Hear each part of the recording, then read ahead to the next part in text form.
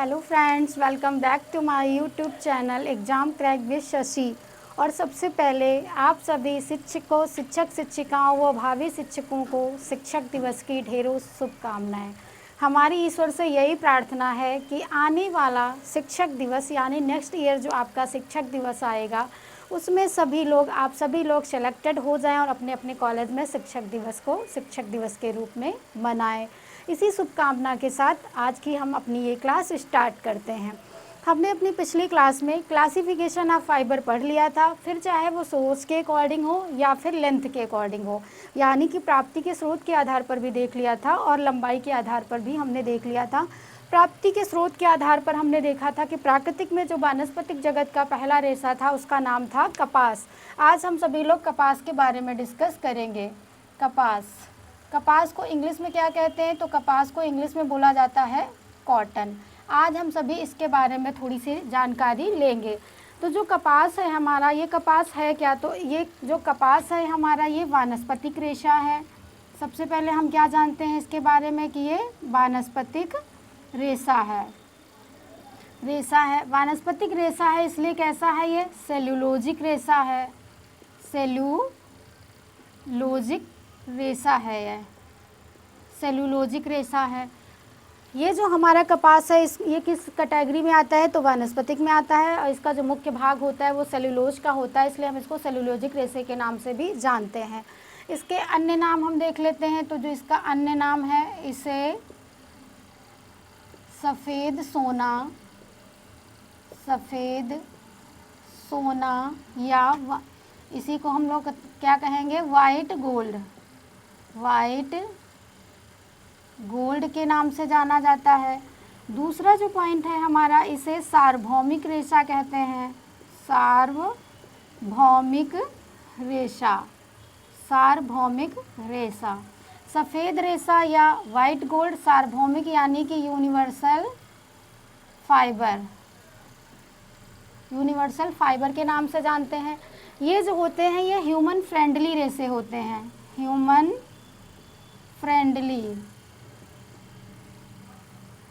Friendly fibre होते हैं, क्योंकि ये जो मनुष्य के शरीर के लिए बहुत ही ज़्यादा आरामदायक होते हैं, इसलिए इसे ह्यूमन फ्रेंडली रेशे के नाम से भी जाना जाता है।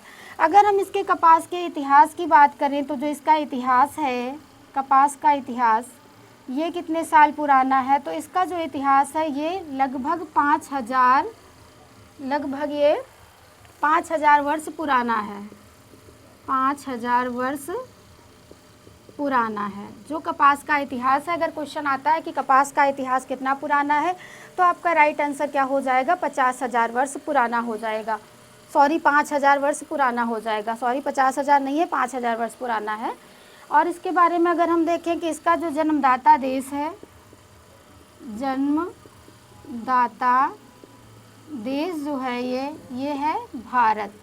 भारत को कपास का जन्मदाता देश माना जाता है। और इससे जो बने वस्त्र होते हैं, कपास से बने वस्त्रों को क्या कहा जाता है? तो सूती वस्त्र कहलाते हैं। ये सारी चीज़ें हमने इतनी देख ली कपास के बारे में। कपास है क्या? वानस्पतिक रेशा है। इसका मुख्य भाग सेल्यूलोज का होता है, इसलिए इसे हम सेल्यूलोजिक रेशा कहते हैं। सफ़ेद सोना या वाइट गोल्ड के नाम से जाना जाता है। सार्वभौमिक रेशा या यूनिवर्सल फाइबर के नाम से जाना जाता है। ह्यूमन फ्रेंडली फाइबर होता है। अगर इसके इतिहास की बात करें तो इसका इतिहास कितने वर्ष पुराना है? तो 5,000 वर्ष पुराना है। इसका जन्मदाता देश कौन सा है? तो इसका जन्मदाता देश भारत है। और इससे बने वस्त्र क्या कहलाते हैं? तो इससे बने वस्त्र सूती वस्त्र कहलाते हैं। और इसे कपड़ों का राजा भी कहा जाता है। कपड़ों का राजा या रेशों का राजा भी कहा जाता है। कपड़ों का राजा कहा जाता है। ये कपड़ों का राजा भी होता है। ह्यूमन फ्रेंडली फाइबर होता है, सार्वभौमिक रेशा होता है, सफ़ेद सोना होता है। ये सारी चीज़ें हमने कपास के बारे में डिस्कस कर ली हैं। अगर इसकी प्राप्ति की देखें कि ये प्राप्त कहाँ से होता है हमको, तो ये जो हमारा कपास है हमें पता है कि वानस्पतिक जगत से प्राप्त होता है। और इसका पेड़ होता है, इसकी खेती की जाती है, उसी से हमको इसकी प्राप्ति होती है। अब अगर हम इसकी खेती की बात करें, कपास की खेती, अब हमें अगर कपास प्राप्त करना है तो हमें सबसे पहले उसकी खेती करनी होगी, और खेती करने के लिए हमें ये पता करना होगा कि कपास की खेती के लिए हमें क्या क्या चीज़ों का या किन किन बातों को हमें ध्यान में रखना होगा। तो सबसे पहले अगर इसके लिए हम बात करें तो जो इसके लिए मिट्टी की आवश्यकता होती है, वो मिट्टी जो होती है वो अच्छी काली मिट्टी, काली मिट्टी। और जो हमारी जलवायु होती है, जो मिट्टी है ये काली मिट्टी की ज़रूरत होती है, और जो जलवायु है ये उष्णकटिबंधीय जलवायु, उष्णकटिबंधीय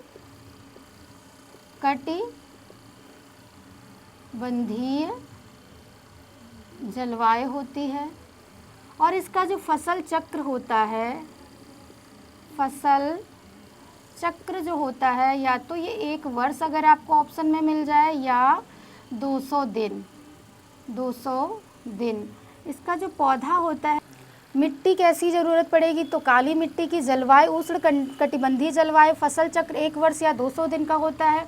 अगर हम पौधे की लंबाई की बात करें तो ये 3 से 7 फीट तक की होती है पौधे की लंबाई की। अगर हम फसल चक्र की अगर हम बात करें, या उत्पादन चक्र जो होता है, ये 1 वर्ष या 200 दिन का होता है।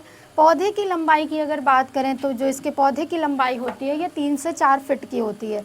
अब यहीं पर हम रेशे की लंबाई की बात कर लेते हैं। जो कॉटन के रेशे होते हैं, रेशे की लंबाई जो होती है, रेशे की लंबाई कितनी होती है, तो ये आपके आधा इंच से 2.5 इंच तक की होती है, इंच तक होती है। इसके जो छोटे रेशे कहलाते हैं, छोटे रेशों को नॉइल्स कहा जाता है, यानी नॉइल कहा जाता है।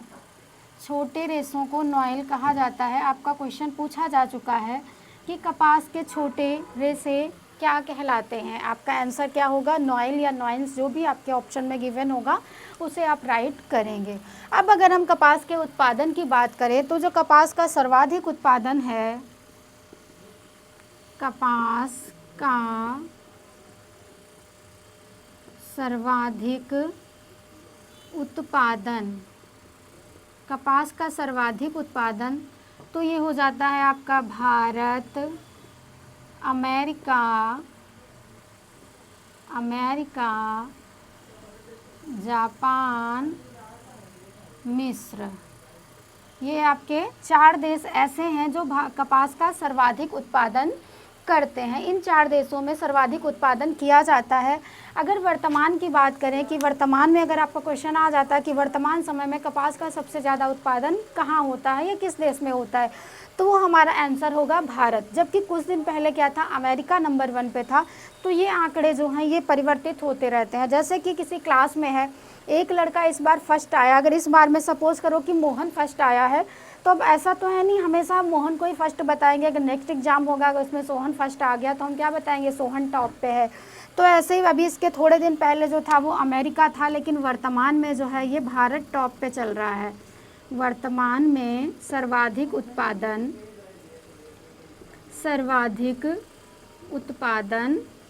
तो ये होता है हमारा भारत में। और अगर भारत की बात करें कि भारत के किन राज्यों में सबसे ज़्यादा कपास का उत्पादन होता है भारत में, तो इसमें 4 राज्य मुख्य रूप से महत्वपूर्ण भूमिका निभाते हैं कपास के उत्पादन में। सबसे पहला गुजरात, महाराष्ट्र, मध्य प्रदेश और तेलंगाना। गुजरात, मध्य प्रदेश, तेलंगाना। गुजरात हो गया आपका, मध्य प्रदेश हो गया और आपका तेलंगाना हो गया और महाराष्ट्र भी हो गया आपका। ये जो 4 राज्य हैं भारत के, ये कपास का उत्पादन बड़ी मात्रा में करते हैं। कपास के इन राज्यों में भारत के इन 4 राज्यों में कपास का उत्पादन जो है बहुतायत किया जाता है। कपास के बारे में हमने इतना देखा कि जो इसकी खेती है इसके लिए मिट्टी कैसी उपयुक्त होती है, तो काली मिट्टी। काली मिट्टी क्यों उपयोगी होती है, इसका भी रीज़न है क्योंकि कपास को ज़्यादा पानी की आवश्यकता होती है और काली मिट्टी में ज़्यादा पानी को अवशोषित करने की क्षमता अधिक होती है, तो ये जल को अपने अंदर अवशोषित कर लेता है, इसलिए काली मिट्टी उपयोगी होती है। जलवायु कैसी होती है, तो उष्णकटिबंधीय। अब अगर आपको उष्णकटिबंधीय पूछेंगे किसी कहते हैं, तो उष्णकटिबंधीय जलवायु ऐसी जलवायु होती है जहाँ पर गर्मी भी बहुत ज़्यादा हो तथा वर्षा भी बहुत ज़्यादा हो। जहाँ पर गर्मी भी ज़्यादा होती है और वर्षा भी ज़्यादा होती है तो वह उस जलवायु को हम लोग क्या कहते हैं, उष्णकटिबंधीय जलवायु की श्रेणी में रखते हैं। इसका जो फसल चक्र है ये 1 वर्ष या 200 दिन का होता है। पौधे की लंबाई 3 से 7 फीट की होती है, रेशे की लंबाई आधे इंच से 2.5 इंच तक की होती है। छोटे रेशों को नॉइल्स कहा जाता है। अगर कपास के उत्पादन की बात करें तो भारत, अमेरिका, जापान, मिस्र इन सब में होता है तथा अगर वर्तमान में सर्वाधिक उत्पादन वाला देश पूछा जाए तो वो हमारा भारत है। और भारत के अगर राज्य पूछे जाए कि किन किन राज्यों में कपास का उत्पादन होता है तो वो हमारे गुजरात, मध्य प्रदेश, तेलंगाना तथा महाराष्ट्र में कपास का उत्पादन होता है। ये चीज़ें आपको क्लियर हो गई होंगी, आप इसका स्क्रीनशॉट लेना चाहें तो ले सकते हैं। अब हम बढ़ते हैं आगे।